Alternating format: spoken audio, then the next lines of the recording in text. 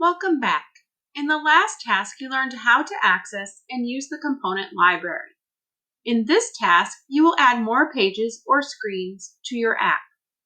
So far, you have a home page for your app, but we all know that each of the buttons that we created are expected by the user to lead to more information or another page.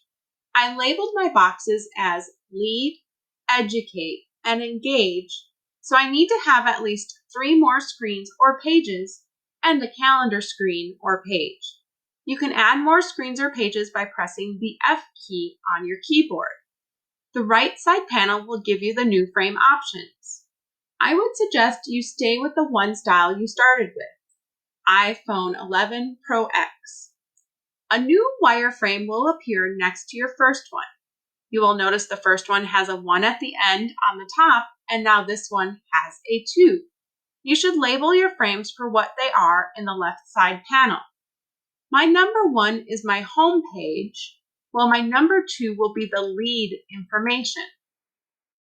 I can take the wireframe from my home page and copy and paste it to the new page. Then I can add the other frames that I need for this page or screen. Remember to copy and paste your toolbar to your new page or screen too. You can copy and paste the whole toolbar by selecting all of the toolbar. I did this by clicking near the toolbar and creating a selection space all around it. All items were selected this way to copy, and I copied them as a group.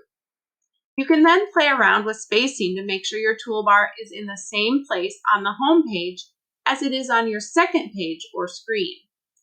One thing that I noticed is that when I played around with my homepage size to see the constraints, I lost the correct height and width. Now that there are 2 pages, I need to use my Layers panel to choose which frame I need. I choose the second frame in the left side Layers panel to see the size ratio, and then select my home page and adjust my height and width to match in the frame section on the right side panel. If you click on your toolbar that you copied and pasted to the second page, you will notice the constraints copied with it. The toolbar will also stay at the bottom of this screen or page. I copied and pasted my frames for the information I want in the lead page. I will need to go and change the names on the left side panel for what they represent. My top frame is going to be a photo of student leadership.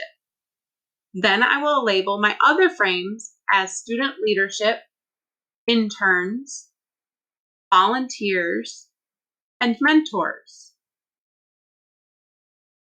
Since I know my other 2 pages or screens will have the same layout, I can copy and paste all the frames on my third page or screen, and the same for the fourth. I will need to go to the left side panel and change the titles of each of my wireframes. Then I can create my last page or screen for my calendar option on the toolbar that I created. This has a different layout with a calendar of events. I'm going to place a large rectangle for the month, then a text box to highlight upcoming events, and 3 rectangles that highlight the events. These could also lead to new pages for the events. Wow! Do you see how this app has come together? In this task, you added more pages to your app. In the last task, you will learn about sharing your project with the team.